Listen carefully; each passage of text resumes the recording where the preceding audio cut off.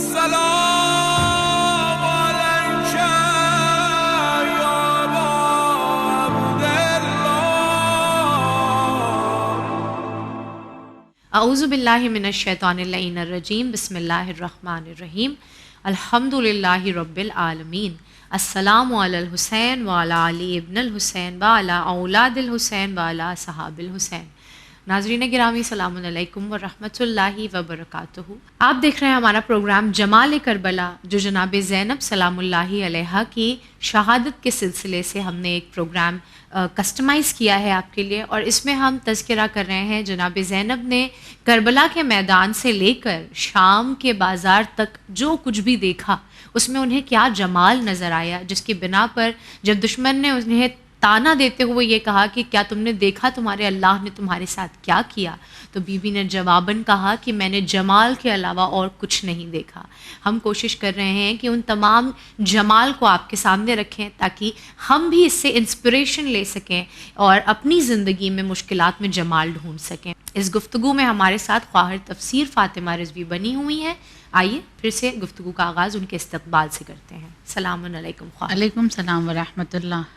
خواہر، پچھلے ایپیسوڈ تک ہم نے ظاہری جمال، جمال کی قسمیں، ظاہری، باطنی اور باطنی جمال کے اعتبار سے بھی گفتگو کی، اور جہاں تک مجھے یاد ہے پچھلے ایپیسوڈ میں ہم نے باطنی جمال کے اعتبار سے اللہ پر یقین، اللہ کی رضا پر راضی رہنا، اور اصحاب باوفا کی جو وفاداری تھی مولا کی جانب، اور عزت و ذلت کی پہچان، ان تمام چیزوں کا تذکرہ کیا۔ اس کے علاوہ اور کون سی چیزیں ہوں گی جنہیں آپ باطنی جمال کہیں گی؟ اعوذ باللہ من الشیطان الرجیم، بسم اللہ الرحمن الرحیم، وبہ نستعین وہو خیر وناصر ومعین۔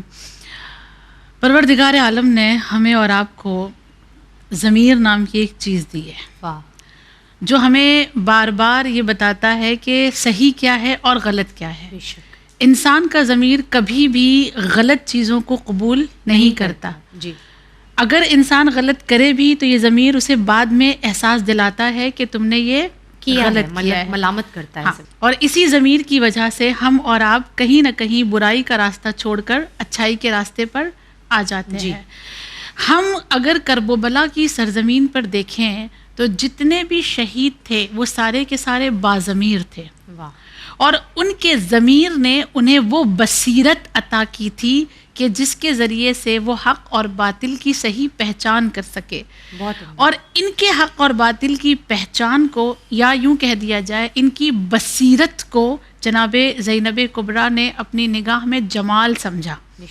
ایک یہ ہوتا ہے کہ انسان جو ہے جانتا ہے حق کیا ہے، باطل کیا ہے، لیکن پہچانتا نہیں ہے، جی، یا یوں کہہ دیا جائے کہ جانتے ہوئے بھی ساتھ نہیں دے پاتا، خود اس زمین پر نہیں چل پاتا۔ جی۔ لیکن کربلا میں بابصیرت لوگ ایسے تھے کہ جن کے پاس بصیرت اگر آ گئی تو پھر اس بصیرت کو رائیگاں نہیں جانے دیا، انہوں نے حق کا راستہ اپنایا اور باطل کو خیر بات کہہ دیا۔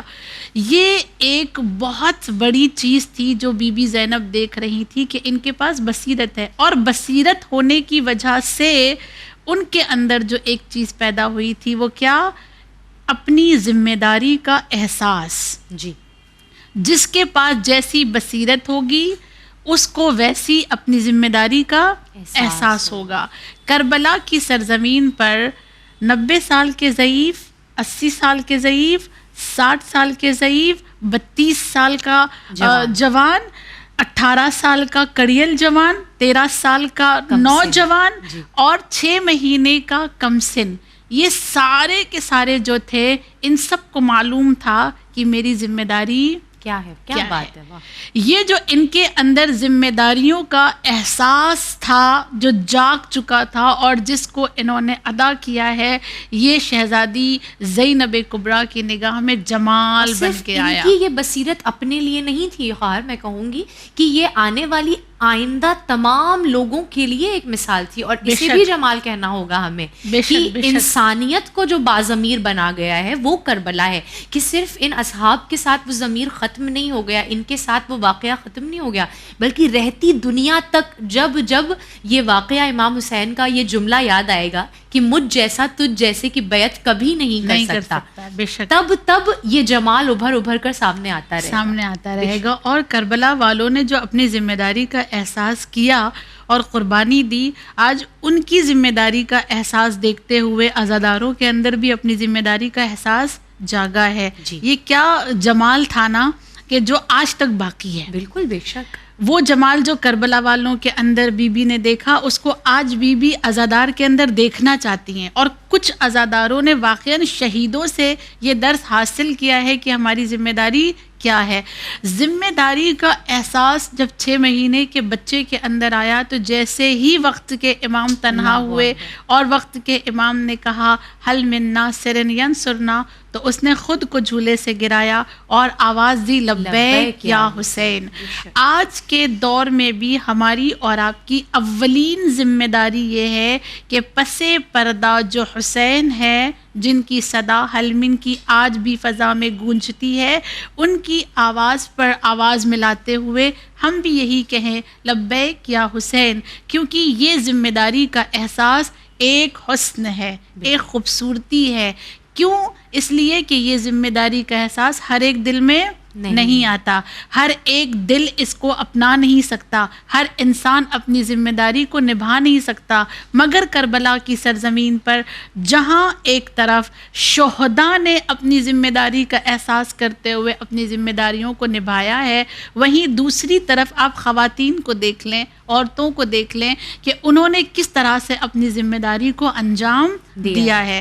اور یہی وہ حسن تھا جو علی کی بیٹی اپنی آنکھوں سے دیکھ رہی تھی کہ اجڑی ہوئی مائیں ہیں، جی، ستائی ہوئی مائیں ہیں، لیکن کوئی یہ نہیں کہہ رہا ہے کہ مجھے تنہا چھوڑ کے مت جاؤ، نہیں، بالکل مجھے اس بیابان میں نہ چھوڑ دو. ہر ایک کو اپنی ذمہ داری کا احساس ہے. وہ ذمہ داری کا احساس کرتے ہوئے ہی تو لاش اکبر پر ام لیلا نے شکر کا سجدہ کیا تھا، اور محمد کے دونوں لاشوں کے درمیان علی کی بیٹی نے شکرانے کی نماز پڑھی تھی.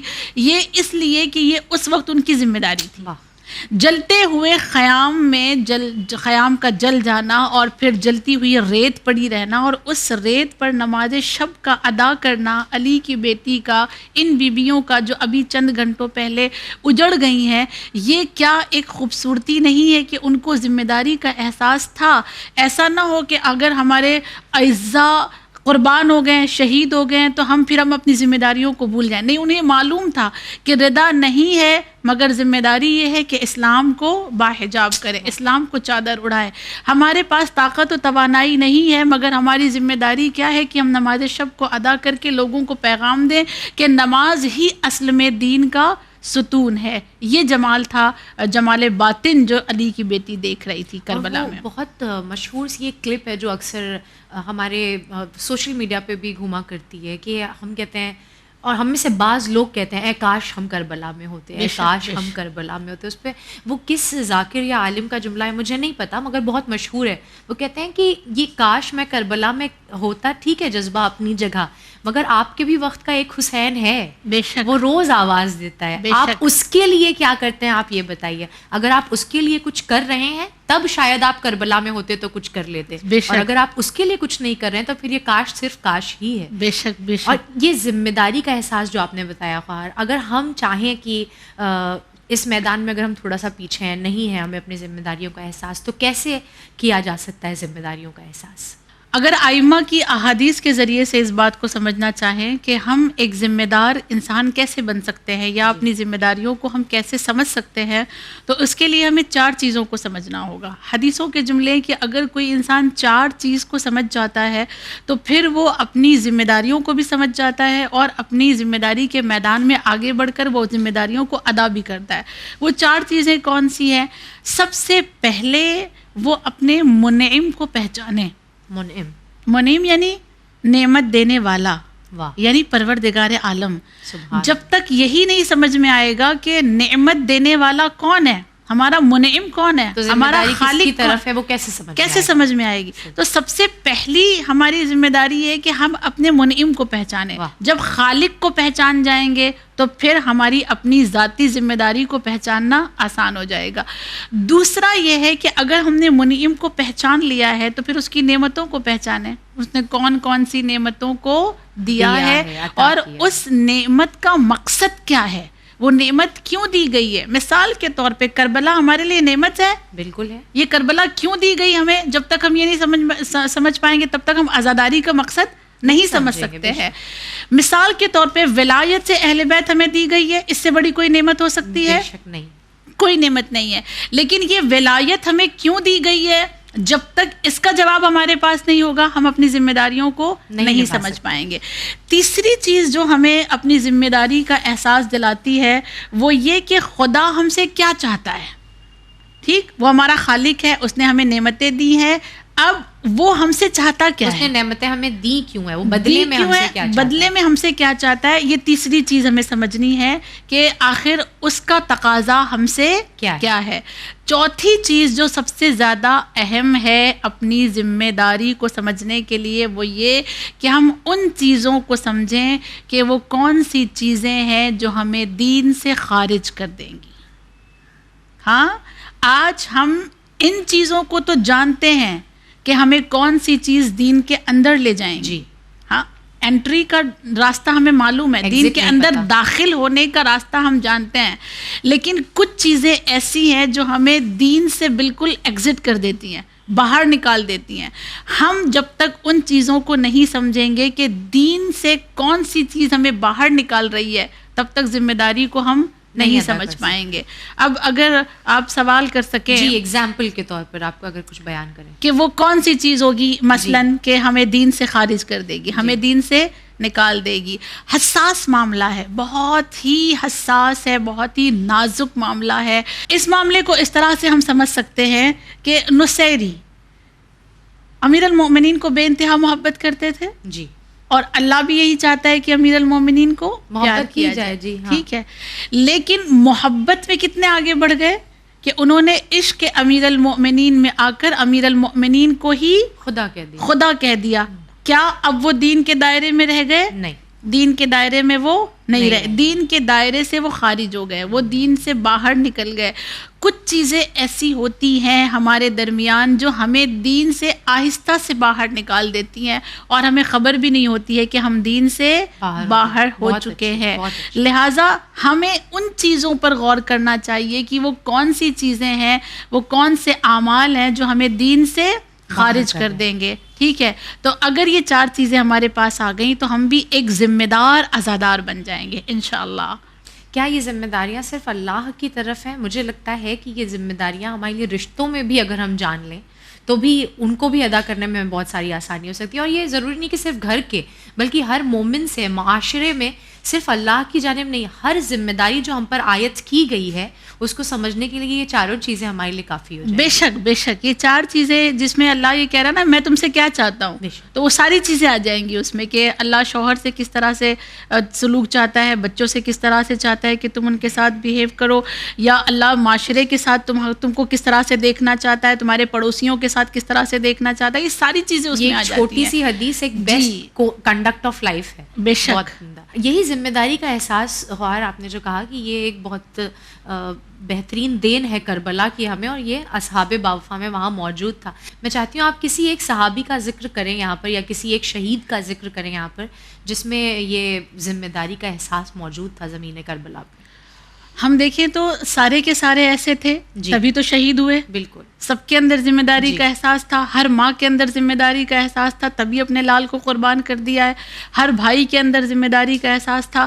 لیکن نمونے کے طور پر اگر میں کسی کو پیش کرنا چاہوں گی تو وہ جناب حبیب ابن مظاہر ہیں. جس طرح انہوں نے اپنی ذمہ داری کو ادا کیا ہے، انجام دیا ہے. ایک بہت چھوٹی سی چیز میں نے کتاب میں پڑھی جو مجھے بڑا اندر سے سکون دے گئی کہ امام حسین نے جب لشکر کو تشکیل دیا تھا تو زہیر ابن قین کو میمنہ پر اور جناب حبیب ابن مظاہر کو میسرہ پہ کھڑا کیا تھا. لوگ یہ سمجھتے ہیں کہ میمنہ پر جناب زہیر ابن قین کو اس لیے کھڑا کیا گیا کیونکہ جناب زہیر کے پاس طاقت زیادہ تھی. کیونکہ میمنہ پہ وہ کھڑا ہوگا جس کے پاس طاقت زیادہ ہوگی، میسرہ پہ وہ کھڑا ہوگا جس کے پاس تھوڑی سی شاید بنسبت اس کے طاقت کم ہوگی. تو وہ ضعیف تھے اس لیے ان کو میسرہ پہ کھڑا کیا گیا. لیکن علماء نے اس کا جواب دیا کہ حبیب ابن مظاہر کو میسرہ پہ اس لیے کھڑا کیا گیا کیونکہ مخالف جو لشکر ہے جب اس کی طرف سے جو تیر آئیں گے تو میسرہ پہ جو تیر آئیں گے وہ میمنہ سے آئیں گے. واہ. ٹھیک ہے. تو میمنہ کے تیروں کو روکنے کا ہنر حبیب ابن مظاہر کے پاس تھا. یعنی امام حسین کی نگاہ یہ دیکھ رہی تھی کہ کس کے پاس قوت زیادہ ہے, کس کے پاس طاقت زیادہ ہے, کون میسرہ پہ کھڑا ہوگا اور میمنہ کے حملوں کو روک سکے گا. حبیب ابن مظاہر کی وہ ہستی ہے کہ جو امام حسین نے انہیں علمداری کا بھی درجہ ضعیفی میں بھی دیا تھا, اور اتنی بڑی ذمہ داری دی انہیں کہ آپ میسرہ پہ کھڑے رہیں اور میمنہ کے تیروں کو, وہاں کے حملوں کو آپ روکیں.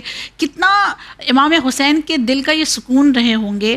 اور نہ صرف یہ امام حسین کے دل کا سکون تھے بلکہ کربلا میں انہوں نے اپنی ذمہ داری کو سمجھا کہ میں امام حسین کی بہن کا دل کا سکون بنوں, اس لیے کہ سب سے زیادہ کربلا میں جو بے قرار تھیں وہ جناب زینب کبریٰ تھیں. ان کے قلب کو سکون دینے کے لیے جس وقت نافع ابن ہلال نے آ کر حبیب ابن مظاہر کو بتایا تھا کہ میں نے ابھی علی کی بیٹی کو اپنے بھائی حسین سے یہ کہتے ہوئے سنا ہے, میں خیمے کے باہر کھڑا تھا تو بی بی کہہ رہی تھی اپنے بھائی سے کہ کیا آپ نے لشکر کو آزما لیا ہے, ایسا نہ ہو کہ صبح ہو اور آپ کو سب چھوڑ کے چلے جائیں. یہ شب عاشور کی بات ہے, ایسا نہ ہو کہ سب آپ کو چھوڑ کر چلے جائیں. بی بی دیکھ چکی تھی اس سے پہلے اصحاب نے کیا کیا تھا میرے بابا کے ساتھ, بھائی کے ساتھ, نانا کے ساتھ, اس لیے یہ سوال. اس لیے بی بی یہ کہہ رہی تھی کہ آزما تو لیا ہے نا اپنے انصار کو, چلے تو نہیں جائیں گے نا, آپ کو تنہا تو نہیں کر دیں گے. نافع ابن ہلال نے جب یہ بات کہی ہے, حبیب ابن مظاہر تھے, تو سارے لوگوں کو حبیب ابن مظاہر لے کر آئے, خیمے کے باہر کھڑے ہوئے, اور کھڑے ہونے کے بعد اپنی تلوار کو نکال کر کہتے ہیں بی بی بس ایک بار آپ اپنے بھائی سے اجازت دلا دیں. جیسے ہی آپ کے بھائی اجازت دیں گے, یہ تلوار ہم نے اپنے ہاتھوں میں لی ہے, ہم اپنی گردنیں کاٹ کر آپ کے بھائی کے قدموں میں رکھنے کو تیار ہیں.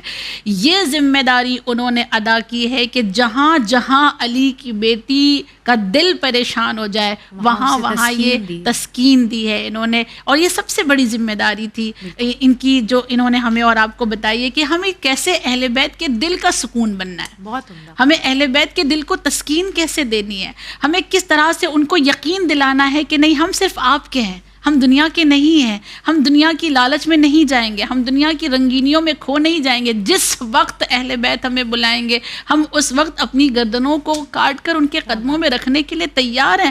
یہ ذمہ داری تھی جو حبیب ابن مظاہر نے ہمیں سمجھائی, اور آج ہماری ذمہ داری ہے کہ ہم ان کو سمجھنے کے بعد اس ذمہ داری پر اپنے آپ کو آمادہ رکھیں. اللہ ہمیں توفیق دے, آج جو جملے آپ نے ادا کیے ہیں وہ ہم باعمل ثابت کر سکیں.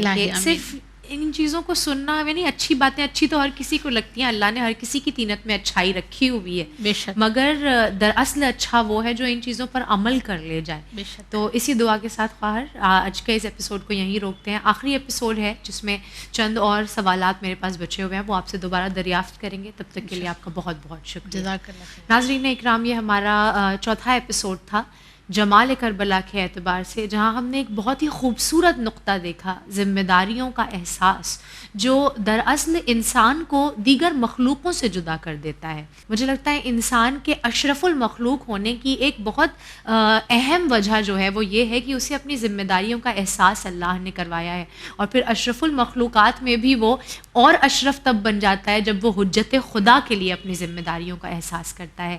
اسی کے ساتھ میں سید نظر فاطمہ لیتی ہوں آپ لوگوں سے وداع.